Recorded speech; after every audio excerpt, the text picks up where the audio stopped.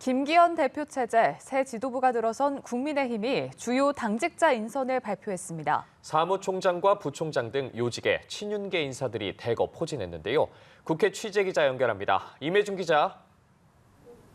네, 새 지도부가 꾸려진 국민의힘이 주요 당직자 인선까지 마무리했습니다. 당 사무총장직에는 재선의 이철규 의원이, 전략기획부총장과 조직부총장에는 각각 박성민, 배현진 의원이 임명됐습니다.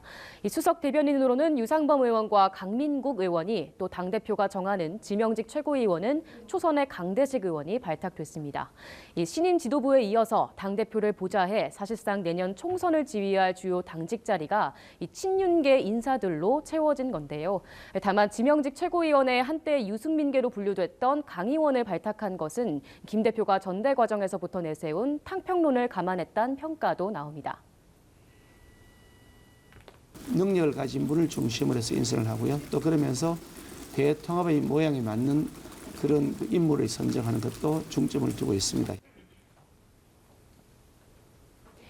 네, 김 대표는 오후에는 전당대회 양강이었던 안철수 의원과 경선 이후 처음 마주 앉았습니다. 안 의원은 이 자리에서 내년 총선 승리를 위한 당의 중요한 역할들에 대해 강조했고, 김 대표는 경청했습니다.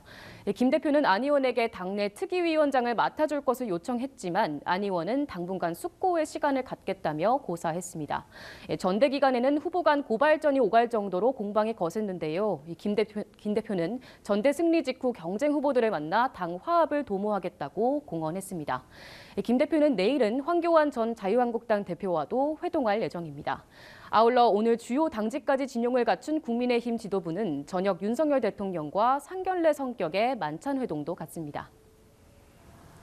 네, 그런가 하면 여야는 오늘도 정부 강제징용 해법안과 관련해서 충돌을 이어갔다고요? 네, 주말 징용해법 규탄 집회에 참석한 이재명 민주당 대표는 외교사 최대 굴욕적 배상안이라며 비판을 이어갔습니다. 피해자는 억장이 무너지는데도 정부는 일본의 저자세를 취하고 있다고 지적하면서 곧 있을 윤 대통령의 일본 방문을 앞두고 대일 외교 과제가 산적해 있다며 엄포를 놨습니다.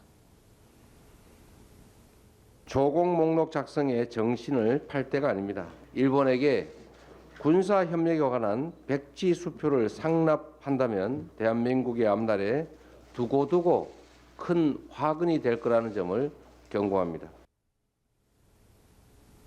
네, 반면 국민의힘은 정부가 내놓은 징용해법안은 종착역이 아닌 시작이라며 윤 대통령의 이번 일본 방문의 적절성을 피력했습니다.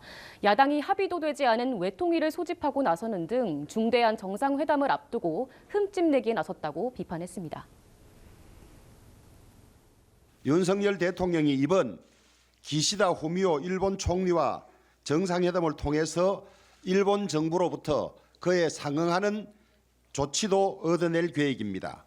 미래를 위한 한일 관계가 어떻게 가야 할 것인지 심사숙고해 주기 바랍니다.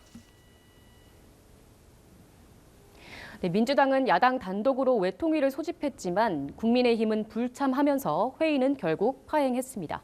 지금까지 국회에서 전해드렸습니다.